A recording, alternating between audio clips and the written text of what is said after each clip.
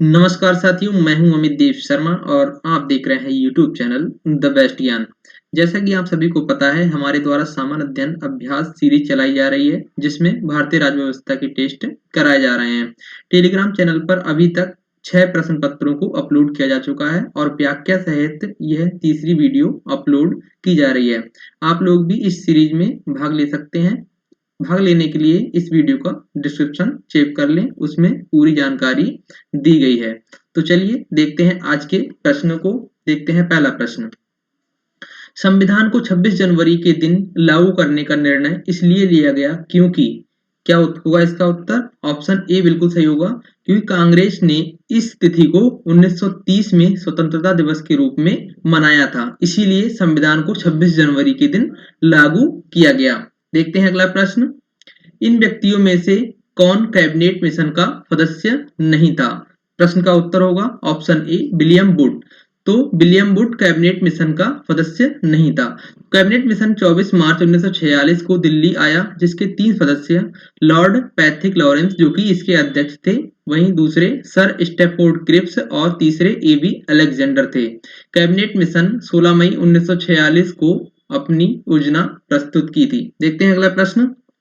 राज्य भूमि सुधार अधिनियमों को संवैधानिक सुरक्षा प्रदान करने हेतु सम्मिलित किया गया है। तो प्रश्न का उत्तर होगा ऑप्शन बी 9वीं अनुसूची में।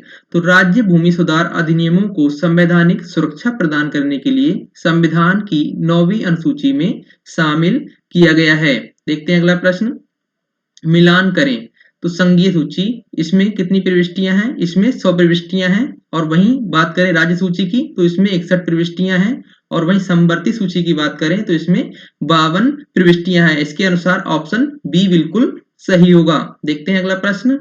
भारत के संविधान की निम्नलिखित में से कौन सी एक अनुसूची में दल बदल विरोधी कानून विषयक प्रावधान है? देखते हैं उत्तर। ऑप्शन डी बिल्कुल सही होगा। तो 10वीं अनुसूची। तो संविधान की 10वीं अनुसूची में दल बदल विरोधी कानून विषयक प्रावधान है। देखते हैं अगला प्रश्न। शिक्षा जो प्रारंभ में राज्य सूची का विषय था, उसे समवर्ती सूची में स्थानांतरित किया। तो यहाँ पर आपको बताना है किस संविधान संशोधन के द्वारा। तो इसका आंसर होगा ऑप्शन सी 42वें संविधान संशोधन द्वारा। तो शिक्षा जो प्रारंभ में राज्य सूची का विषय था, जिसे 42वें संविधान संशोधन 1976 के द्वारा समवर्ती सूची में स्थानांतरित किया गया था। देखते हैं अगला प्रश्न। भारत के संविधान के अंतर्गत आर्थिक योजना का विषय है। ऑप्शन सी बिल्कुल सही होगा, समवर्ती सूची में। तो भारत के संविधान के अंतर्गत आर्थिक योजना का विषय समवर्ती सूची में है। देखते हैं अगला प्रश्न। निम्नलिखित में से कौन सा विषय भारतीय संविधान की संघ सूची से संबंधित नहीं है? तो प्रश्न का उत्तर होगा ऑप्शन डी कृषि। तो जो कृषि है वह भारतीय संविधान की संघ सूची से संबंधित नहीं है। तो संविधान की संघ सूची में वर्तमान में 61 विषय हैं। संविधान लागू होने के समय कुल 66 विषय थे। 42वें संविधान संशोधन के तहत 5 विषयों को समवर्ती सूची में स्थानांतरित किया गया था। तो वर्तमान में अभी 61 विषय हैं। देखते हैं अगला प्रश्न। सरकारों द्वारा शुल्क एवं कर लगाने का अधिकार संविधान की किस अनुसूची में उल्लेखित है? प्रश्न का उत्तर होगा ऑप्शन डी 7वीं अनुसूची में। तो संविधान की 7वीं अनुसूची में सरकारों द्वारा शुल्क और कर लगाने के अधिकार का उल्लेख किया गया है। देखते हैं अगला प्रश्न। भारतीय संविधान में 5वीं अनुसूची और 6ठी अनुसूची के उपबंध निम्नलिखित में से किस लिए किए गए हैं? तो उत्तर होगा ऑप्शन ए अनुसूचित जनजातियों के हितों के संरक्षण के लिए। देखते हैं अगला प्रश्न। संविधान की अनुसूची 6 इनमें से किस राज्य में लागू होती है? तो इसका उत्तर लागू नहीं होती है। तो इसका उत्तर होगा ऑप्शन डी। तो मणिपुर में संविधान की अनुसूची 6 जो है वह लागू नहीं होती है। तो संविधान की 6वीं अनुसूची असम, मेघालय, मिजोरम और त्रिपुरा राज्य में लागू होती है, जो जनजातीय क्षेत्रों के प्रशासन के लिए इन राज्यों में जनजातीय लोगों के अधिकारों की रक्षा का प्रावधान करती है। देखते हैं अगला प्रश्न। 73वें संविधान संशोधन द्वारा भारतीय संविधान में कौन सी अनुसूची जोड़ी गई? सही उत्तर होगा ऑप्शन सी 11वीं अनुसूची। तो 73वें संविधान संशोधन 1992 के तहत भारतीय संविधान में 11वीं अनुसूची को जोड़ा गया। इस अनुसूची में 29 विषय शामिल हैं। देखते हैं अगला प्रश्न। निम्नलिखित में से कौन एक सुमेलित नहीं है? उत्तर होगा ऑप्शन सी मौलिक कर्तव्य। तो मौलिक कर्तव्य संविधान के इसमें दिया हुआ है छठवें के ए में है, तो ये गलत है। तो मौलिक कर्तव्य संविधान के चौथे भाग के ए में वर्णित है। बाकी नागरिकता संविधान के भाग 2 में है, वहीं मौलिक अधिकार संविधान के भाग 3 में है, वहीं राज्य संविधान के भाग 6वें में है। तो देखते हैं अगला प्रश्न, भारतीय संविधान का कौन सा भाग विलोपित कर दिया गया है?